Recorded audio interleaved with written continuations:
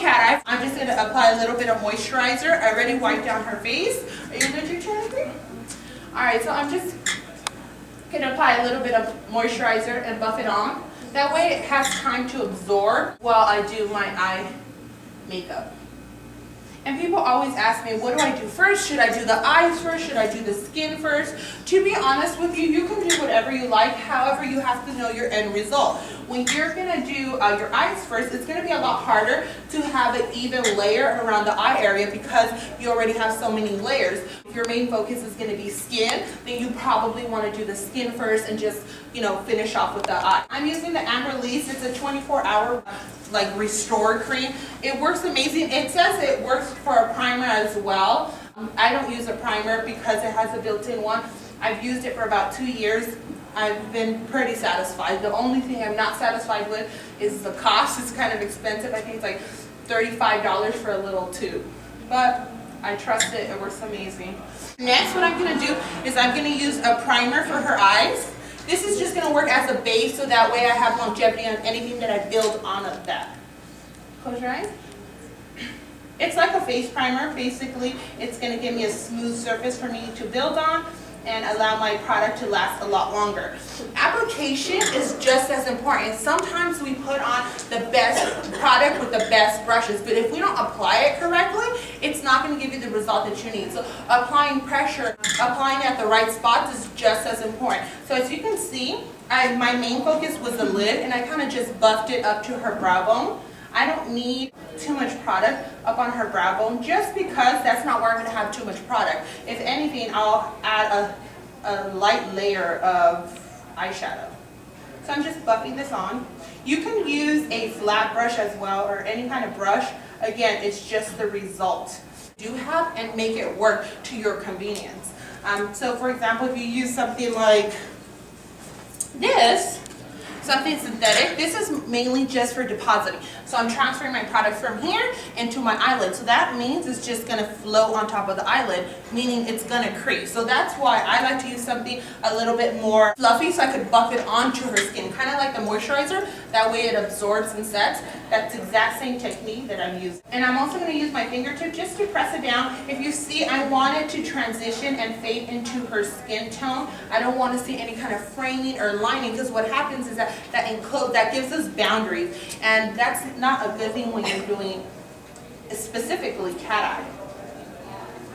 And as far as her eye shape, I'm just going to enhance what she has. Sometimes people are scared to get their makeup done because they're like, I don't want to look like a mask, I don't want to look like a clown. To me, it's really important that I'm just enhancing what she has. Might it be dramatic with color? Might it be bold because it's thicker? Sure, but at the same time, it's not going to look like she has a mask on. It's going to complement what she has. So now I'm just going to use a neutral eyeshadow, something fluffy, and I'm going to press on this eyeshadow. It's just going to help me as a base so my product glides on. It's going to be matte, obviously, just because my creamy consistency for my gel liner, I don't want it to kind of activate with the eye base. So I'm just pressing on this color. And if you don't have a neutral eyeshadow, you could use like your pressed powder or anything like that. That's going to be fine as well. As you can see, all I'm doing is I'm pressing on this product. I'm not really blending it. I don't want my product to go everywhere. I need it to stay in the lid area. Actually, you don't have to do this step. I like to do this so that my product doesn't crease. I have to use my eye makeup 12 hours a day plus. So today will probably be like 15 hours. So I always like to take this step so that my product doesn't crease into my eyelids and then it starts bleeding and then starts falling under my eyes and then I have raccoon eyes. All I'm going to do is use a little bit of tape. And you don't have to do this, but as you're beginning, it's always good. It makes it a lot easier. You're comfortable with your strokes. You're comfortable with the product. It's a lot to learn from your product to your brushes and now eye shapes. So that's why I like to use this.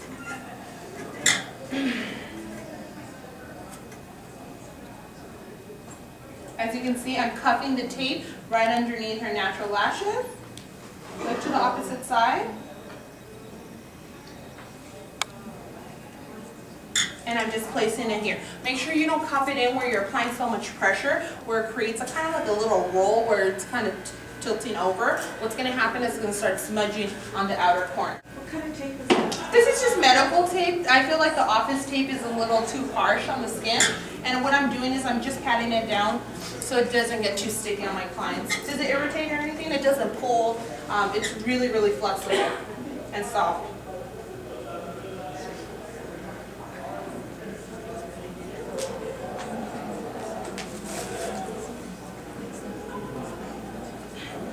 Alright, so now my eye is prepped. I'm going to do her eyebrows last. I just feel like the eyebrows have to be prepped and polished, and I don't want any kind of fallout, so I'm going to leave that till the end. Next, all I'm going to do is I'm going to use an angled brush, a small little angled brush, and I'm going to use a little bit of gel liner. Make sure you warm up your product, meaning you get a nice creamy consistency before you go in. See, what happens is you get chunks. So you want to make sure it's nice and creamy. If you feel like your product is drying out, you could put in a little essential oil. I like to use sometimes like a chamomile oil. It's really soft and expensive. Like this thing is like $20. Extremely expensive. You can go to Target, buy any kind of avocado oil, any kind of oil, essential oil, and package it like that. I like to mix that in with my foundation as well and replace it with a moisturizer when my skin is really dry. All I'm doing is I'm making sure my brush is fully loaded, both sides. Yes. Yeah, you can use a coconut oil, chamomile oil. Now what I'm going to do is I'm going to use the angle to my benefit. I'm going to place this angle, the tip of my angle, right at the connection of her top and her bottom lid, and I'm going to feather it out. I'm not carrying it out. I don't want to use too much muscle where the line is extremely thick. So all I'm going to do is I'm going to place it right where her lids meet, and I'm going to feather it out. So I'm just going to make sure my brush is not chunky. Look the opposite way.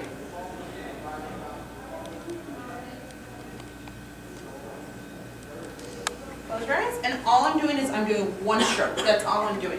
My guideline is going to be right around her crease bone. I don't want to pull it any longer than that unless you want an extreme look. Next, what I'm going to do is I'm going to turn my brush around so my ankle is outward. And again, I'm going to allow the brush to do the work. Close your eye for me. Halfway through this line here, I'm going to place my brush and I'm going to feather it directly to the middle of her lid. Okay, that's going to be step number 2. Step number 3 is I'm going to use the tip of my brush. I'm going to go from the inner corner directly into the middle, so it's going to meet.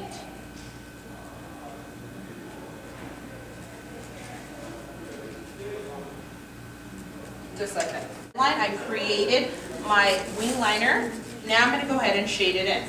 Make sure, most importantly, you don't try to carve it out with one entire stroke. What happens is when you turn your hand around, it's going to be entirely a different kind of liner. So all I'm going to do is shade this in and kind of even it out. You can build on it. For example, if you want it a little bit thicker, which I do, because I'm going to do something a little fun today. So I'm going to add a little bit of body to the center of her lid.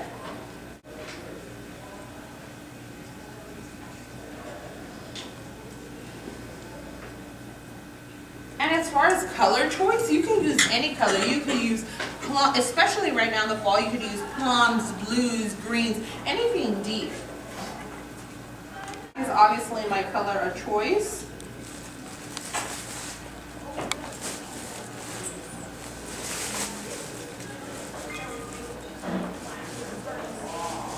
If you don't have the right tools, actually I like to use a lot of my brushes for Morphe brushes. Use this to do any kind of fine lining and any kind of details. I just really want to smooth it out and make sure my lines are sharp.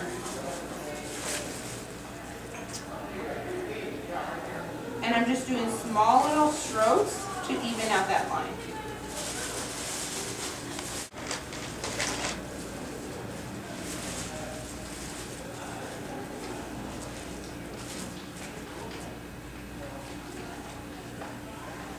So I'm going to do the exact same thing on the other side. Somebody tell me for a price what kind of liners there is.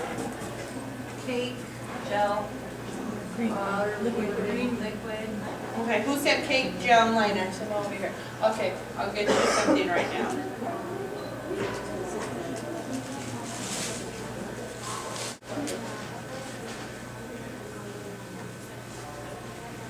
So on the same eye, I did the exact same thing. I did my four strokes. I'm going to go in with a small little angled brush for detailing. With the cat eye, our main focus is going to be the eyes. So when I start doing her foundation, I'm going to make sure I add a lot of highlight to bring more attention to the eye.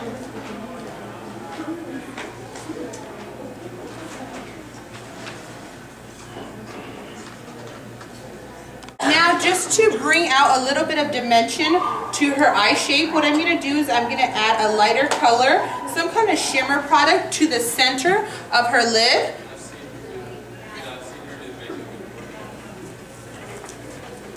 So what I'm going to do is right on the center, I'm going to add a little bit of highlight. And this is optional, obviously. I like a little bit of drama. I want this to be a high point. What happened? It looks like a eye. Oh, kind of like a lizard, too. Yeah.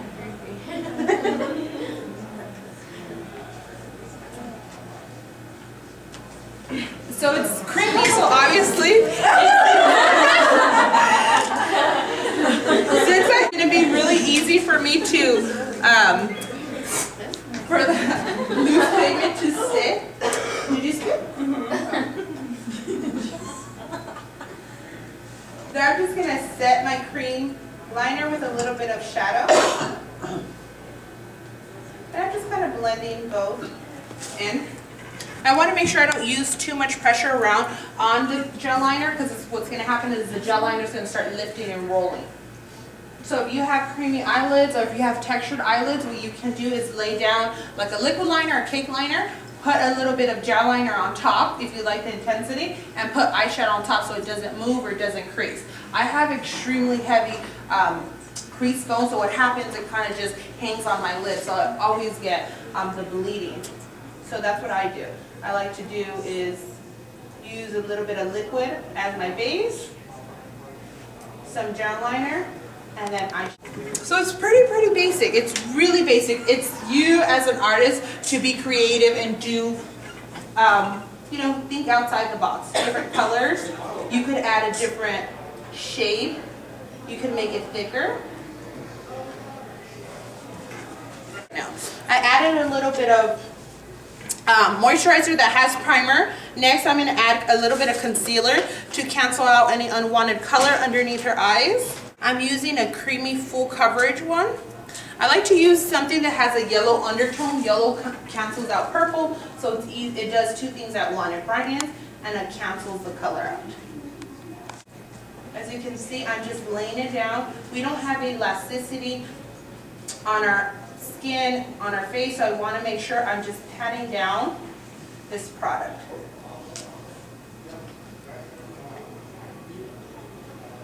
If you feel like your concealer is a little bit too thick, you can dilute it with a little bit of moisturizer.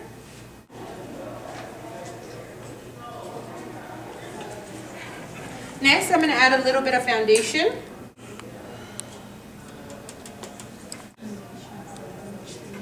And just circular motions, make sure I'm buffing it on. I don't want my makeup to be floating, and I always tell this to everybody, I don't want to hug my boyfriend and my face leaves with it. It always happens, like, no, okay, hi. It's like, oh, my makeup won't fall off, or slide off, or glide off. So this alone will allow your makeup to last that much longer. So those of you that think like, oh, I bought a long-lasting foundation and it falls off, it's probably the application. Buff out the extra product that I have onto my ears, my neck, and my hairline. I don't want to create a mess. As soon as we take a picture, we see that little frame. It's horrible. Next, what I'm going to do is I'm going to use a highlight and contour technique. Basically, I'm using light and dark to basically bring out her high points and sculpt out her face. So I'm going to use 2 shades darker to sculpt her face, and I'm going to use 2 shades lighter to bring out her features, such as her chin and her cheekbone. So I'm just using a flat brush that allows me to glide this product on. This is a sculpting cream, and like I said, it's 2 to 3 shades darker. The more contrast there is, the more dramatic your look is going to be. So I'm just carving out her cheekbone, shaping her face into an oval shape. I'm using my fingertip just to press it on and glide it and just make sure it sits and absorbs. See how you see her features getting sculpted a little bit? And now I'm gonna make her other features pop by using a lighter color. I choose to do this technique with cream products. You can do your highlight and contour with powder products, but powder is going to show the texture on your skin. So if you have dry skin, textured skin, you probably want to use cream products.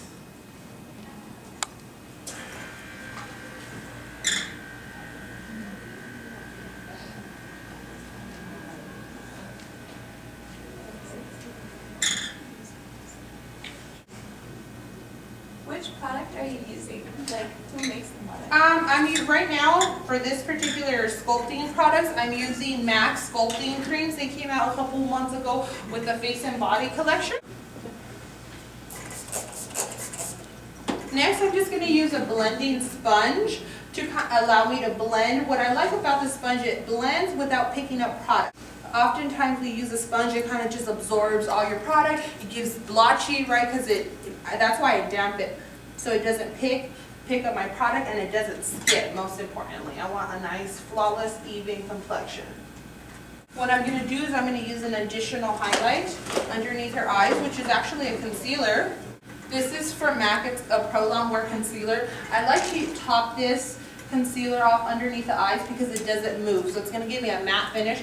And because I have so many creamy products, it's going to help me as an insurance so it doesn't allow my creamy products to move. So when I apply, if there's fallout or anything, it doesn't look dirty and muggy.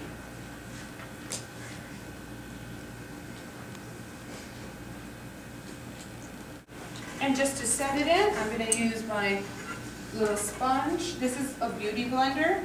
You can get an aftermarket version at Target by Sonia K for like $10. These are, I think, 20 or 22.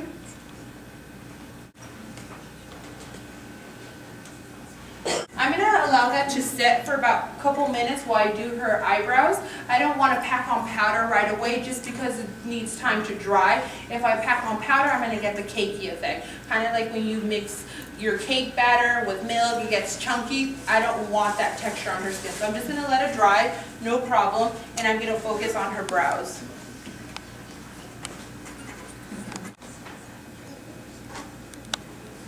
With her brows, I'm just using a neutral shadow and an angled brush. The smaller the brush is, the better. Obviously, because you have control, and you can put it in a precise area. She has a nice frame, so I'm just going to enhance what she has. In the event that you don't have a full set of brows, you can use a pencil, you could use gel, and they even have pens. Depends on what you like. Brows are not completely flat. I'm going to add a darker color to the base. So right at the bottom of the brow, I'm going to use a darker color.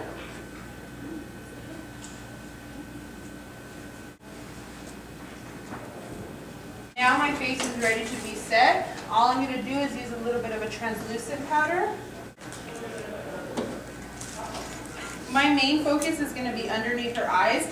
The reason being is I don't want it to crease. So all I'm doing is I'm using a tight bristled brush and depositing a translucent powder. Visible, so it will be a little bit light, but once it oxidizes, it'll blend right into her skin. You can use a regular compact powder, maybe like some of you use like this is a Studio Fix from MAC. What this is a powder and a cream foundation in one. So it's extremely heavy on the skin, especially on the eye area. I don't like to use it. I rely on my products for coverage. Well, we turn to this is for coverage, right? Because we like the finish that it does. But what happens is it's going to weigh down your skin, it's going to show the texture, and it dries it up. It's kind of like within a time period after you start taking off your makeup, what happens is like, oh, my features are changing, I don't look the same anymore, I have to wear makeup all the time. That's what that does to you. So if you rely on your products, your creamy products for coverage, all you need is a little bit of powder to set it, meaning it doesn't go anywhere. Full coverage with my cream products.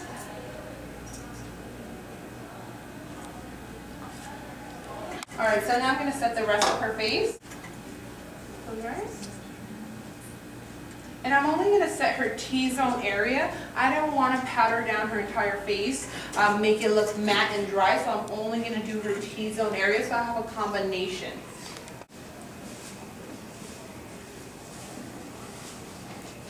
Okay. Alright, so now that we've done that, I'm going to go ahead and bring the attention back to the eyes. What I'm going to do is I'm going to take a darker shadow and just run it underneath her eye. And I'm doing small strokes just to pat on this product. I want to be very careful because my skin is nice and flawless. I don't want any fallout so it doesn't stain my skin. I don't want any smudges or any lines. Her eye with a darker shadow and a small brush. Most importantly, I'm connecting the shadow to her liner. Look up for me.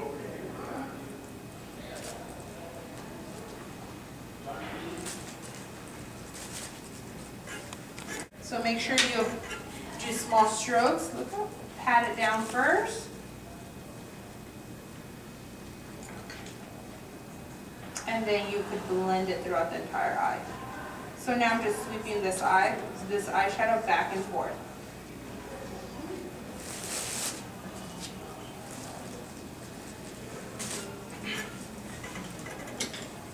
I'm going to go back to my angled brush and I'm going to get a little bit of gel liner.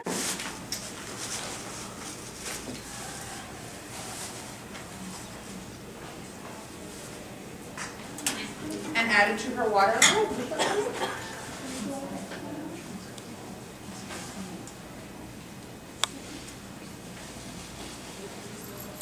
Now what I'm going to do is I'm going to take my brush and I'm going to go right from underneath her natural lash line. Look up for me.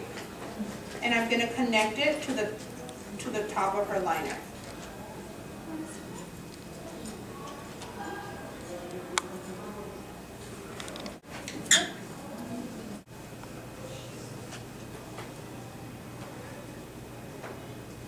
I'm going to sharpen up this angle here. Concealer. Another product of choice you can use is a little bit of primer. It rolls off the product. Concealer sometimes stains and smudges.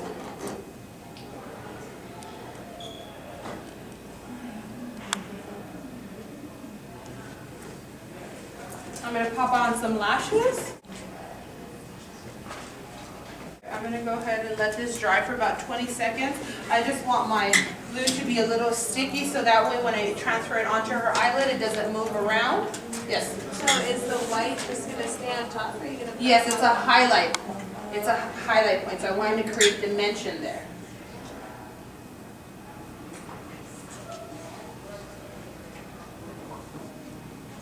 Excuse me. Yes. The beauty blender, did you say they have those at Target now? Yes, not by Beauty Blender, okay. but by Sonia K. The Beauty Blender, I've liked it for a long period of time. The Sonia K, I liked it, but it didn't give me the exact same finish. Yeah, I like the beauty blender too. They're expensive. They're extremely expensive. $1 for a sponge is a little pricey. And you have to buy the shampoo with it too, which is like $20 as well.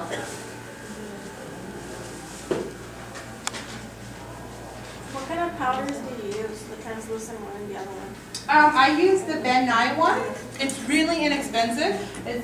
You can see here, I think it's $12 and $8. This one just has a little bit of color. It's banana, and then they have a darker one that's called chestnut. So all it is, it's same translucent just for setting with a little bit of color.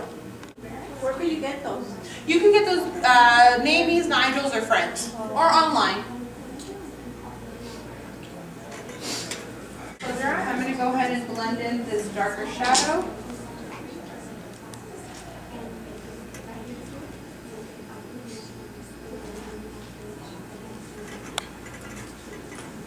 I'm not a big fan of mascara, so what I like to use a little bit of gel liner, a flat brush, look up, and use it on her top waterline and connect it into her lashes. I just feel like sometimes mascara, we can still see the difference. I just like to use a little bit of gel liner. It's a little bit more creamy and it sticks together.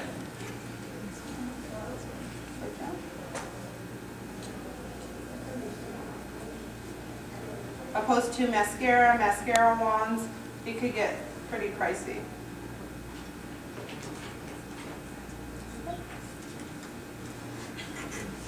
I'm going to chisel her face a little bit.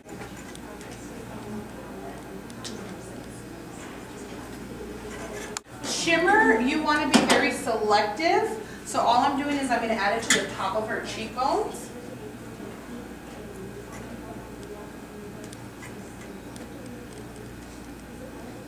I like to use this little fan brush. It's like $7 right there with Morphe brushes. Just because it gives me a soft finish without any kind of harsh lines.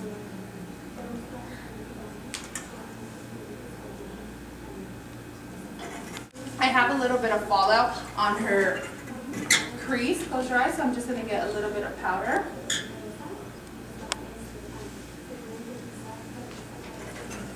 A lip tar, so I don't have to use a lip liner. This is a combination of lip gloss and lipstick. It dries nice and matte, and it's almost like a stain, so you can use it for a long period of time. They have every color for like $14. It's really, really affordable. The only thing is that you have to be very patient because it's really creamy and it will move. Open your mouth. So this technique is a little bit different, only because I learned this in a fashion show. I think it was LA Fashion Week, and the designer was like, no, we need the eyes to pop more. I was like, okay. So we added a highlight to create a little bit more dimension in the eye. Remember, you don't have to add a highlight. You don't have to use these colors. It's just techniques that you could use that are a little bit different.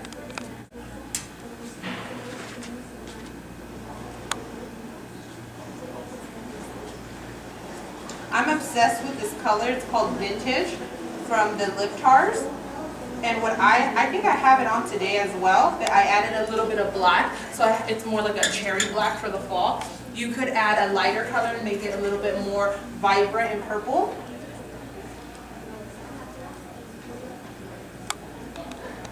To finish off, all I'm going to do is put a setting spray on her. What I'm going to use is a eb'ny Final Seal. It does have a little bit of alcohol. It smells like mint, but all it's going to do is going to keep all her product that I applied, because there's so many layers, in place, so it doesn't move. Some people like to use, this is a MAC Fix Plus spray. However, what happens is it creates it to be a little bit more dewy, so it's going to move. But when I'm using creamy products, it's not my best choice. It smells good, right? There you go. Any questions?